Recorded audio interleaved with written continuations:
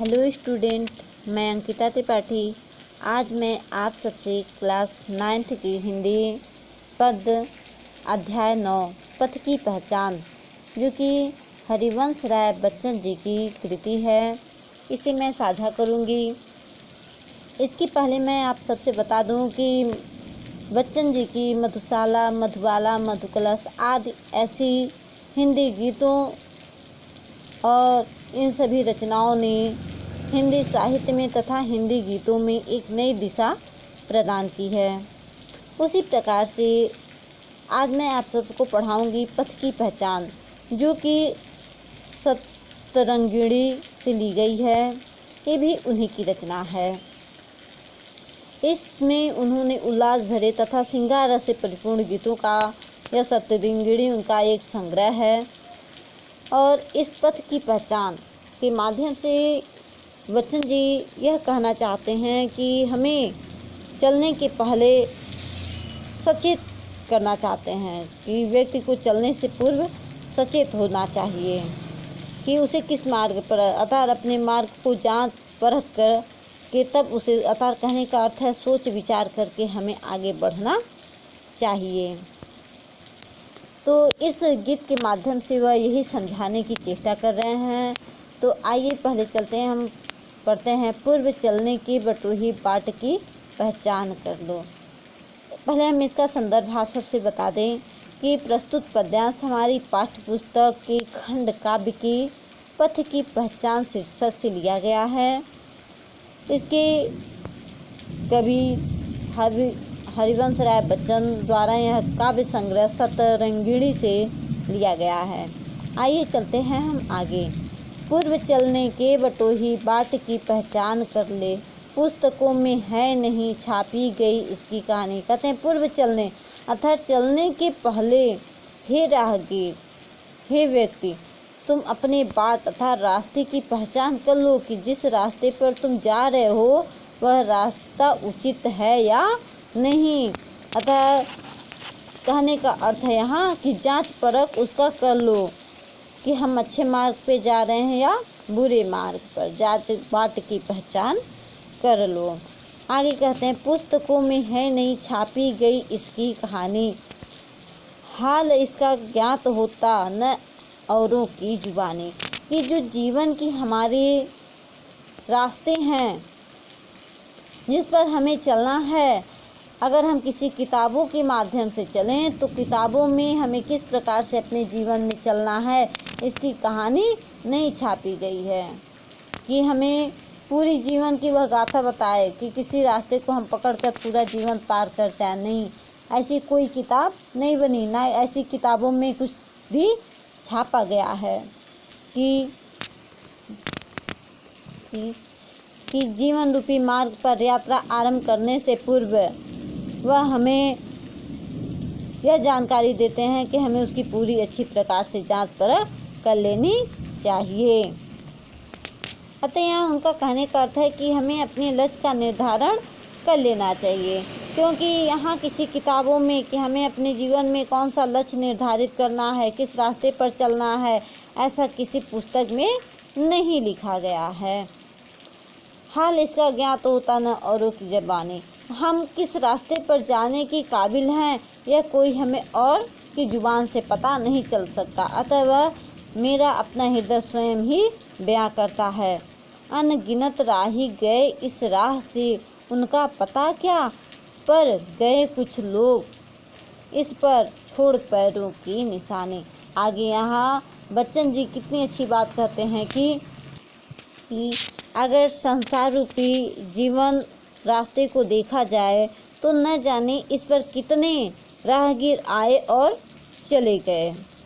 अर्थात कितने लोगों ने, ऐसे महान लोगों ने जन्म लिया और फिर मृत्यु को प्राप्त हो गए, उनकी हम गणना भी नहीं कर सकते। लेकिन हाँ, उनमें कुछ ऐसे राहगीर थे जिन्होंने अपने कर्मों के कारण अपने लक्ष्य को प्राप्त किया और अपने पद चिन्हों को की छाप जो है छोड़ गए, ताकि उन्हें देख करके हम कुछ आगे बढ़ सकें, कुछ सीख सकें। ऐसे छाप को वह छोड़ पैरों की निशानी, ऐसे छाप छोड़ गए जिन उनके पद चिन्हों की जो मूक भाषा है था कहने का अर्थ है जैसे स्वामी विवेकानंद जी हुए आदि हमारे महान भारत के वीर हुए।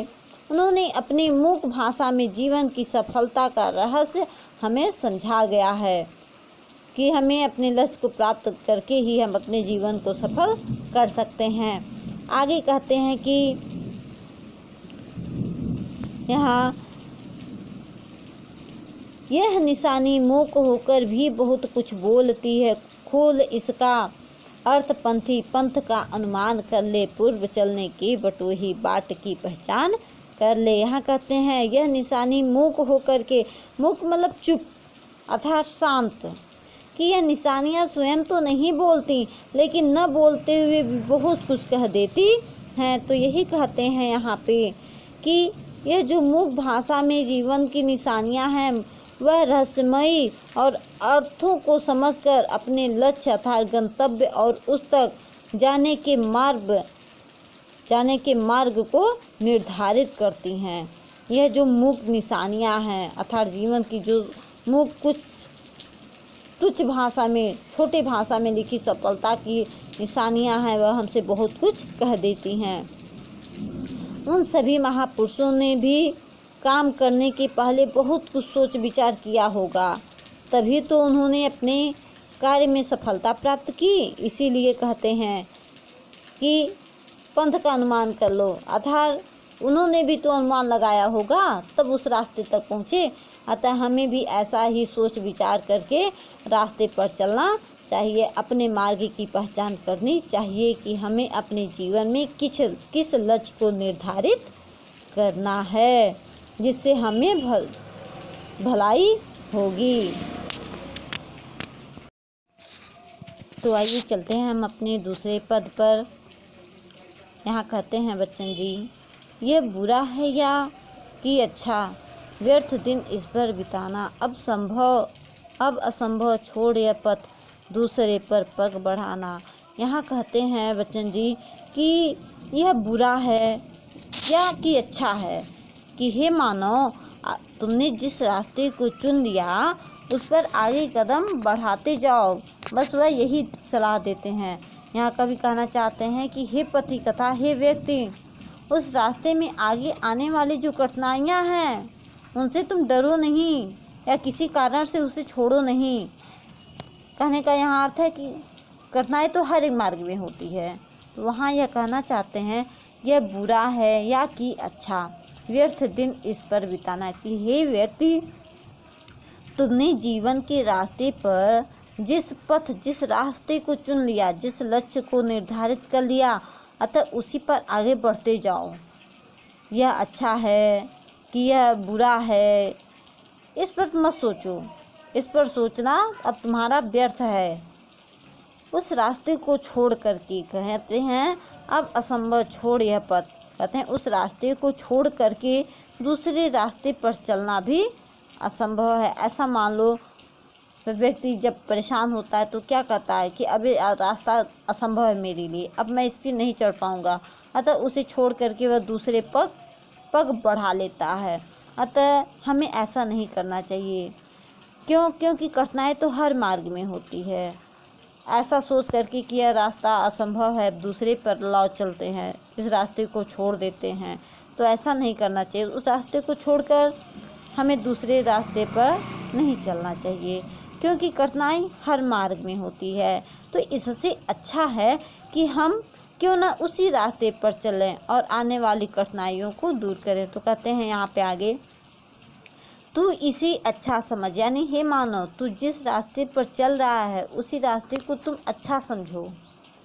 कठिनाई किस मार्ग में नहीं होती, लेकिन उसी रास्ते को तुम अच्छा समझो, यात्रा सरल इससे बनेगी। यानी जब तुम कठिनाई को झेलना सीख जाओगे, उसे स्वीकार कर लोगे, तो वही रास्ता तुम्हारे लिए सरल हो जाएगा। यात्रा सरल इससे बनेगी।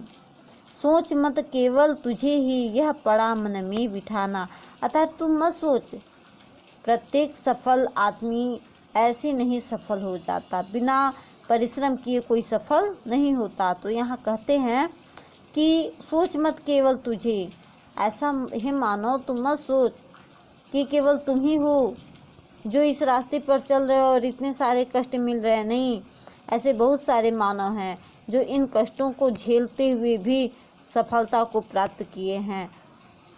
तो यह केवल तुम्हारे ऊपर नहीं पड़ रहा है, अपितु जो भी इस मार्ग से गुजरे होंगे उन्हें भी इन समस्त कठिनाइयों परिश्रमों से गुजरना पड़ा होगा। तो मन में तू बिठा ले यह कि जो आने वाले व्यक्ति, जो आगे व्यक्ति गए सफल हुए, वह भी तो इसी रास्ते पर चल के गए हैं। हर सफल पंथी यही विश्वास ले इस पर बढ़ा है। तो यह विश्वास रख अपने मन में कि जो भी सफल हुआ है पंथी, यानी पंथी में सोता है राहगीर, यानी जो राहगीर सफल हुआ है जीवन में, अपने लक्ष्य को लेकर के सफल हुआ है, वह इसी विश्वास से आगे बढ़ा है कि मैं आज इस दुख को या इस परिश्रम को करूँगा तभी मुझे सफलता मिलेगी। इस प्रकार से जो पंथी बिना डरे एक बार उन्होंने अपने रास्ते का चयन कर लिया तो वह बिना डरे उस पथ पर आगे बढ़ते रहे और वही आज सफल हुए। अतः हे पंथी, तू भी यहाँ कहते हैं, तू इस पर आज अपने चित्त का अवधान कर ले, अतः तुम अभी ही सोच कर कि जीवन पथ पर चलने के पूर्व अपने उचित मार्ग की पहचान कर ले। कहते हैं तू इसी पर आज अपने चित्त का अवधान कर ले, पूर्व चलने के बटोही बाट की पहचान कर ले। अवधान में सोता है एकाग्र। तो हे राहगीर, तू अपने चित्त, अपने मन को एकाग्र कर ले, यह सोच ले कि मैं इसी रास्ते पर जाऊंगा। अतः मन को भटकने मत दो, जिस रास्ते को निश्चित करो उसी रास्ते पर चलो, तो वही उसी रास्ते में तुम्हें आनंद की प्राप्ति होगी। अतः पूर्व चलने की बटोही, अतः हमें चलने से पहले उचित मार्ग की पहचान इसीलिए कर लेनी चाहिए, तभी हम जीवन में सफल होते हैं। नहीं तो अगर हम उस रास्ते को छोड़ के दूसरे रास्ते पे जाएं, दूसरे को छोड़ के तीसरे पे जाएं, तो इस प्रकार से हमें जीवन में कभी सफलता नहीं मिलती और हम केवल रास्ते पर चलते रह जाते हैं और कठिनाइयों को भोगते रह जाते हैं। तो आइए हम चलते हैं आगे तीसरे पद्यांश पर। इसमें देखते हैं बच्चन जी ने कितनी अच्छी बात कही है। तो ये मेरा पद्यांश तीसरा है अनिश्चित किस जगह पर सरित गिर गल्हर मिलेंगे, है अनिश्चित किस जगह पर बाग वन सुंदर मिलेंगे। यहाँ बच्चन जी कहना चाहते हैं कि जो आने वाली कठिनाइयों के विषय में सचेत करते हुए कहते हैं कि पथिक को, राहगीर को निरंतर आगे बढ़ने की इन्होंने प्रेरणा दी है। कहते हैं कि जीवन में कुछ भी निश्चित नहीं है, अतः जीवन के मार्ग, जो जीवन का मार्ग है वहाँ कुछ भी निश्चित नहीं है, वहाँ सब कुछ अनिश्चित ही होता है। हमें कुछ भविष्य का पता नहीं रहता, फिर भी उन कठिनाइयों को हमें झेलना पड़ता है। इसीलिए पता नहीं, अतः हमें जीवन के रास्ते पर जिस प्रकार से हम रास्ते में जाते हैं अनजान रास्ते में, तो वहाँ हमें पता नहीं होता कि किस जगह हमें सरे तथा किस जगह नदी मिलेगी, किस जगह गिरियथार पर्वत पहाड़ मिलेंगे, किस जगह गल्हर में से गड्ढे मिलेंगे। अतः हमें उस रास्ते के विषय में कुछ भी पता नहीं होता। उसी प्रकार से हमें जीवन के रास्ते में भी कुछ पता नहीं होता, बिल्कुल अनिश्चित सा होता है कि किस जगह पे हमें क्या क्या मिलेंगे। तो यहाँ जीवन रास्ते पे चलने के माध्यम से यहाँ जीवन पे चलने का सीख दिया गया है।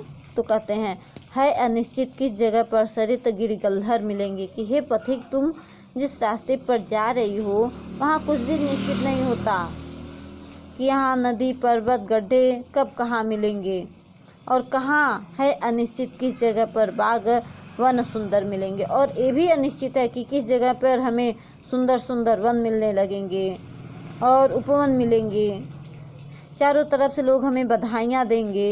यानी कि हमें अपने जीवन में कुछ भी निश्चित मेरे नहीं रहता कि कहाँ हमें खुशी मिलेगी, कब हम पर दुख आन पड़ेगा। लेकिन फिर भी हमें जीवन हमारा रुकता नहीं, अपितु हम जीवन में आगे हमें बढ़ते रहने का प्रयास हमेशा करना चाहिए। और हमें कैसे बढ़ते रहना चाहिए। उस रास्ते पर, जिस रास्ते पर हम चलना चाहें, उसे देख परख करके आगे हमें बढ़ना चाहिए। आगे कहते हैं, किस जगह यात्रा खत्म हो जाएगी यह भी अनिश्चित। अतः जीवन के रास्ते पे भी अनिश्चित होता है कि कब हमें क्या हो जाएगा, कब हमारी जीवन यात्रा रुक सी जाएगी। अतः कहाँ पर सरलता और सुगम रास्ते हमें मिलेंगे। अतः कुछ भी यहाँ कहना, जीवन के रास्ते पे कुछ भी कहना संभव नहीं है, सब कुछ असंभव है। कब मेरी यात्रा समाप्त हो जाएगी। यहाँ कभी कहते हैं कि, आगे कहते हैं, यह भी अनिश्चित है अनिश्चित, कब सुमन कब कंकटों से सर मिलेंगे। अर्थात यह भी यहाँ अनिश्चित है। कभी यहाँ कहते हैं कि यह भी यहाँ अनिश्चित है कि यात्रा कब आपकी समाप्त हो जाएगी, या कब तुम्हें फूल मिलेंगे, और कब तुम्हें दुख रूपी कांटे घायल कर देंगे जीवन में, यह भी कहना अनिश्चित है। आगे कहते हैं, कंकटों से सर, मतलब कि कंकड़ मिलेंगे कब तुम्हें। सर यानी क्या होता है, कांटे के समान कांटे होते हैं। अर्थात कब कांटे मिलेंगे और तुम्हें कौन सा छूट जाएंगे। आगे यहाँ कहते हैं कि यह सब भविष्य के गर्भ में छिपा हुआ है मानव के, कि कब दुख मिलेंगे, कब सुख मिलेंगे, कब पहाड़ मिलेगा जीवन में, कब हमें उपहार मिलेंगे। अर्थात जीवन में क्या होगा, अर्थात भविष्य के गर्भ में क्या छुपा हुआ है, यह सब कहना अनिश्चित है, असंभव है। आगे कहते हैं लेखक, कौन सहसा छूट जाएंगे मिलेंगे, कौन सहसा आ पड़े कुछ भी रुकेगा, तू न ऐसी आन कर ले। यहाँ कहते हैं लेखक कि कौन सहसा छूट जाएंगे, अचानक किससे तुम्हारा साथ छूट जाएगा, और कौन अचानक तुम्हें मिल जाएंगे, यह भी कहना ठीक नहीं है, यह भी अनिश्चित है। लेकिन कुछ भी हो जाए जीवन में, भले कुछ भी अनिश्चित ना हो, लेकिन तुम इतना निश्चित कर लो कि हमें किस रास्ते पर जाना है। आगे कहते हैं, आप पड़े कुछ भी रुकेगा, मतलब कुछ भी जीवन में कितना भी दुख आए या कितना भी सुख आए, रुकेगा तू न। अर्थात हे मानव, हे पथिक, चाहे कुछ भी हो जाए, कितनी भी बाधाएं, कितनी भी संकट आए, लेकिन तू कभी भी अपने जीवन के रास्ते से मुख नहीं मोड़ेगा। ऐसी तू आज मन में प्रतिज्ञा कर ले, ऐसी तू आन कर ले, आन यानी प्रतिज्ञा, ऐसी तू मन में प्रतिज्ञा धारण कर ले। यहाँ कभी कहते हैं कि हे पथिक, पूर्व चलने के बटोही बाट की पहचान कर ले। अतः यात्रा पर जाने से पूर्व उस रास्ते को हमें भली भांत जांच लेना चाहिए, फिर यात्रा हमें शुरू करनी चाहिए। उसी प्रकार से ऐसी ही जीवन की यात्रा भी होती है। तो आइए चलते हैं हम अपने आगे पद्यांश नंबर 4 पर। यहाँ कभी कहते हैं, कौन कहता है कि स्वप्न को न आने दे, हृदय में देखते सब हैं इन्हें अपनी उम्र अपने समय में। यहाँ लेखक कहते हैं कि कौन ऐसा व्यक्ति है जो कहता है कि स्वप्न को न आने दे, अतः स्वप्न आने से कोई रोक नहीं सकता, कल्पनाएं करने से किसी को रोका नहीं जा सकता। सभी व्यक्ति अपने जीवन में अपनी उम्र से, अपने समय से स्वप्न को देखते हैं, कल्पनाओं को करते हैं, उन्हें चाह करके भी कोई रोक नहीं सकता, और तू कर यत्न भी तो मिल नहीं सकती सफलता। अतः कोई भी व्यक्ति कितना भी प्रयत्न कर ले, लेकिन उसे किसी को स्वप्न देखने से वह रोक नहीं सकता। अगर रोकना भी चाहे तो भी उसे सफलता नहीं मिल सकती। क्योंकि जो यह लक्ष्य होते हैं, जो ये सपने होते हैं, वे उदय होते, कहाँ उदय होते हैं, लिए कुछ ध्येय नैनों के निलय में। जिस प्रकार से नील गगन में तारे उदित होते हैं, उन्हें कोई रोक नहीं सकता, उसी प्रकार से यह जो लक्ष्य हैं, जो व्यक्ति यह नैनों के निलय में अर्थात नैनों में, मन में निश्चित रूप से जो दृढ़ कर लेता है, तो वह सार्थक भी होते हैं। तो ऐसे जो सपने होते हैं वह उदित होकर के अर्थात लक्ष्य को पूरा करके ही रहते हैं। तो ऐसे निर्धारित लक्ष्य वालों को कोई रोक नहीं सकता, क्योंकि वह नैनों की निलय में उदित होते हैं। कौन? ध्येय यानी कि लक्ष्य, जो लक्ष्य नैनों में बसते हैं, उन्हें कोई रोक नहीं सकता, ना ही मिटा सकता है। आगे कहते हैं, किंतु जग के पंथ पर यदि स्वप्न दो तो सत्य 200। आगे कहते हैं कि किंतु इस संसार में अगर देखी जाए तो कल्पनाएं जो होती हैं, अर्थात संसार में कल्पनाएं कभी किसी की पूरी नहीं हो पाती हैं, लेकिन यथार्थ की गिनती भी नहीं की जा सकती। कहते हैं कि हे पथिक, इस संसार में अगर स्वप्न 2 हैं तो सत्य 200 हैं। तो यहाँ लेखक का कहने का अर्थ है कि यहाँ अगर कल्पनाएं 2 हैं तो अगर सत्य को देखा जाए तो वह सत्य अधिक हैं, कि जो अपने परिश्रम से अपने लक्ष्य को पूरा किए हैं। तो इस प्रकार से कल्पनाओं की अपेक्षा यथार्थ को ज़्यादा महत्व दिया गया है। आगे कहते हैं, स्वप्न पर ही मुग्ध मत हो कि हे राहगीर, जो तुम कल्पनाओं को मत करो, अर्थात कल्पनाओं पे ही खुश मत हो।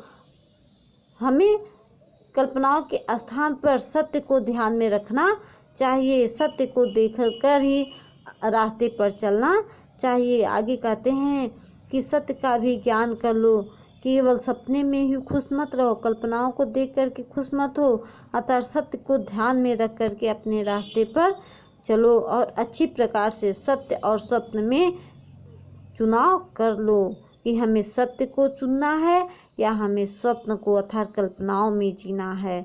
अतः इस रास्ते को देख कर के दृढ़ता पूर्वक अपने मार्ग की तुम पहचान कर लो, पूर्व चलने की बटोही बाट की पहचान कर लो। अर्थात इस प्रकार से हमें रास्ते पर चलने के पहले कि हमें किस रास्ते पर जाना है, कल्पना के या फिर सत्यता के, स्वप्न के या फिर यथार्थ के रास्ते पे जाना है। तो अतः ये सब सोच करके हमें दृढ़तापूर्वक अपने बाट की पहचान कर लेनी चाहिए। तो आशा करती हूँ आपको ये पद आए होंगे समझ में। तो आइए चलते हैं हम अपने पद्यांश नंबर 5वें पर। तो यहाँ बच्चन जी कहते हैं, स्वप्न आता स्वर्ग का दृग, कोरकों में दीप्ति आती। अर्थात कोरकों में होता है आँखों के कोनों में दीप्ति में चमक आ जाती है। यहाँ कभी कहते हैं कि पथिक को आदर्श और यथार्थ की उचित समन्वय के लिए यहाँ प्रेरित करते हुए कहते हैं कि स्वप्न आता स्वर्ग का दृग, जब हम स्वप्न अर्थात कल्पना का हमें आनंद होता है, कल्पना का आनंद जो होता है वह बिल्कुल स्वर्ग सा हमें प्रतीत होता है। अतः व्यक्ति जब सुख की कल्पना करता है तो उसकी आँखों में मानो एक कुर की मतलब एक लहर सी दौड़ उठती है, एक चमक सी आ जाती है कल्पना करने मात्र से ही, जब वह सुख की कल्पना करता है तो। और उसके पाँव जो हैं पंख लग जाते पगों में, ललकती उन्मुक्त छाती, और उसके पाँव उस रंगीन कल्पना तक पहुँचने के लिए बहुत ही तेज़ी से ललायित हो जाते हैं, उत्साहित हो जाते हैं और बढ़ने लगते हैं। मानो उसका जो सुंदर हृदय है जो कल्पना करता है को उसको वह बहुत ही तेज़ी से मानो गले से लगा लेंगे, इस प्रकार से वह उत्साहित हो जाते हैं कल्पना करते समय में ही। लेकिन किंतु क्या होता है कि रास्ते का एक कांटा पाँव का दिल चीर देता, परंतु उस कर्म पथ पर यदि कोई एक कठिनाई आ जाए, उस कल्पना में कोई जब एक कठिनाई आ जाए तो किसी कांटे की तरह उसके पैर को चुभाती है, तो उससे जो रक्त निकलता है तो वहाँ उसका सारा स्वप्न सारी कल्पना क्या हो जाती है, मानो कि कल्पना का पूरा संसार ही उसमें डूब जाता है। अतः वहीं सारी कल्पनाएं उसकी टूट जाती हैं, जबकि यथार्थ कभी टूटता नहीं है। कल्पनाएं इस प्रकार से तो 2 पल में आती हैं और मानव को बहुत सा स्वप्न बहुत खुश करके आँखों में एक दीप्ति सी दे करके चली जाती हैं, मानो कि वहीं एक कांटा सा चुभ गया और पूरा संसार उसमें डूब गया। ऐसी होती हैं कल्पनाएं। यथार्थ जबकि मनुष्य कठिनाइयों से विचलित हो उन सुख की प्राप्ति की कल्पना भी छोड़ देता है। अर्थात पाँव में एक कांटा चुभ गया तो वह फिर से दोबारा उस कल्पना को नहीं कर पाता। लेकिन यहाँ कवि कहते हैं कि एक दुनिया डूब जाती आँख में हो स्वर्ग, लेकिन मतलब जैसे ही रक्त की 2-4 बूंदें उस कांटे से गिरती हैं, कांटे के दरने से मानो कि उनकी कल्पना का पूरा संसार उसमें डूब गया। आँखों में हो स्वर्ग लेकिन पाँव पृथ्वी पर टिके हों। यहाँ कहते हैं कि हमें ऐसा स्वप्न देखना चाहिए, आँखों में हो स्वर्ग लेकिन हमें मेरे आँखों में क्या हो, मेरे दिल में ये नहीं कि हम कल्पनाएं करते हो, कल्पनाओं में हम स्वर्ग बना लिए और थोड़ा सा एक कांटा रास्ते में चुभ गया, एक कठिनाई आ गई कि सारा संसार वहीं ढह गया, उसके बारे में फिर हम दोबारा सोचते भी नहीं। हमें ऐसी कल्पना में नहीं जीना चाहिए। अपितु आगे कहते हैं, आँख में हो स्वर्ग लेकिन पाँव पृथ्वी पर टिके हों। कंकटों की इस अनोखी सीख का सम्मान कर लो, पूर्व चलने की बटोही बाट की पहचान कर लो। अतः यहाँ कवि कहते हैं कि स्वप्न और यथार्थ के बीच सामंजस्य यानी जो समन्वय की भावना है बहुत ही आवश्यक होती है। अतः हमें जीवन में सुख और दुख दोनों को स्वीकार करना चाहिए कि हमारी आंखों में सुख, समृद्धि और आदर्श के स्वप्न तो अवश्य हों, लेकिन हमारे पांव यथार्थ अर्थात धरातल पर ही टिके हों, ना कि कल्पना में।